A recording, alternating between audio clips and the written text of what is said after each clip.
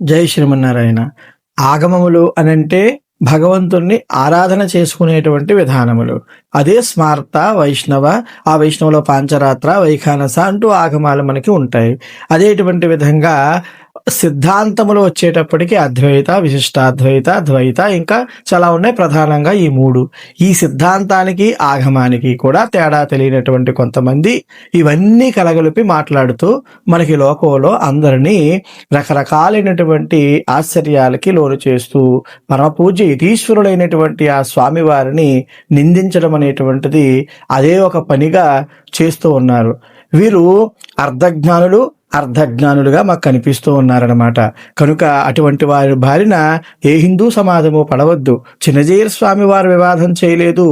వారి యొక్క మాటల్ని కావాలనే కట్ చేస్తూ ఈ వివాదాన్ని సృష్టిస్తూ ఉన్నాయి కొన్ని వర్గాలు. తెలియక కొంతమంది మిత్రులు కూడా అందులో పడి ఈ యొక్క సమాజంలో ఒక జరిగేటువంటి అస్వస్థతమైనటువంటి విషయంలో పోతలైపోతున్నారు. గమనించగలరు. జయ శ్రీమన్నారాయణ.